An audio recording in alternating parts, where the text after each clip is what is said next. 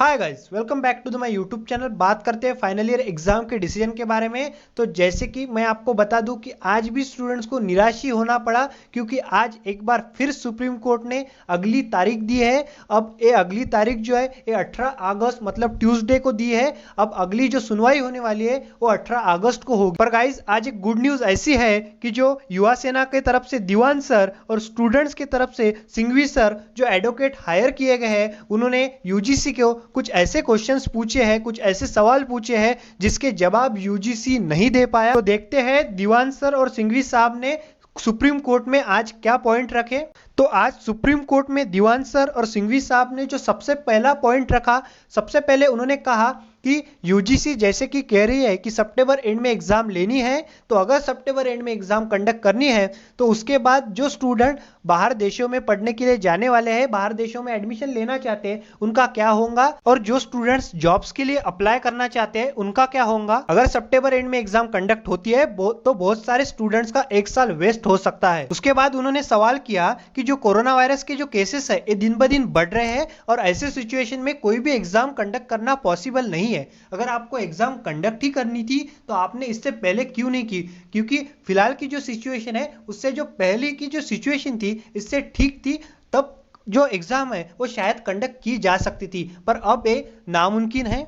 इतने सारे स्टूडेंट्स अगर एग्जाम देने के लिए आते हैं तो उनकी भी फैमिलीज है, अगर गलती से भी इन्फेक्शन हुआ तो ये इससे बहुत सारा स्प्रेड हो सकता है। उसके बाद नेक्स्ट उन्होंने पूछा कि अगर आपको एग्जाम कंडक्ट ही करनी थी तो जब महाराष्ट्र, तमिलनाडु, पंजाब, कर्नाटक, केरल, वेस्ट बंगाल इन सभी राज्यों ने आपको लेटर लिखा तो आपने उसका रिप्लाई क्यों नहीं दिया, तभी आपने क्यों नहीं कहा कि हमको एग्जाम कंडक्ट ही करनी होगी। जैसे कि गाइज आपको भी पता होगा, हमारे जो हायर टेक्निकल एजुकेशन मिनिस्टर है उदय सामंत जी, उन्होंने भी यूजीसी को लेटर लिखा था फाइनल ईयर एग्जाम कैंसिल करने के बारे में, पर तभी यूजीसी ने उसका कोई भी रिप्लाई नहीं दिया था। हमारे जो सीएम है उद्धव ठाकरे और जो वेस्ट बंगाल की जो सीएम है ममता बनर्जी, उन्होंने भी यूजीसी को लेटर लिखे थे, तब यूजीसी की तरफ से कोई भी रिप्लाई नहीं आया था। उसके बाद उन्होंने कहा कि नेशनल डिजास्टर मैनेजमेंट एक्ट के तहत सारे राज्यों के पास ये अधिकार है कि इस पेंडेमिक के सिचुएशन में वो ऐसे डिसीजन ले सकते हैं और वो एग्जाम कैंसिल करने का भी डिसीजन ले सकते हैं। उसके बाद उन्होंने एक सबसे इंपॉर्टेंट बात कही, उन्होंने कहा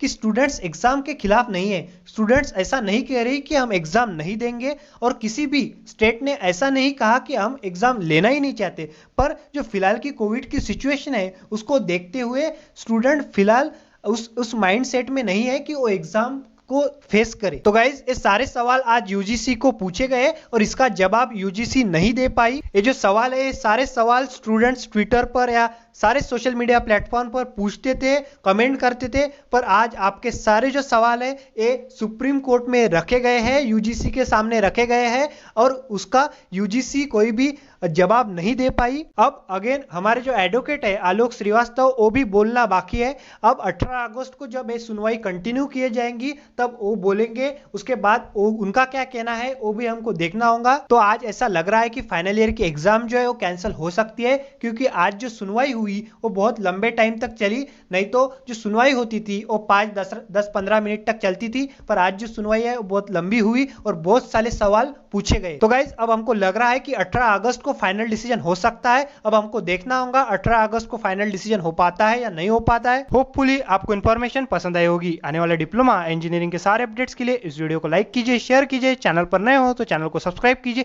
और बेल आइकन को प्रेस कीजिए। So guys thanks for watching this video. मिलते हैं नेक्स्ट टॉपिक के साथ, तब तक के लिए बाय बाय।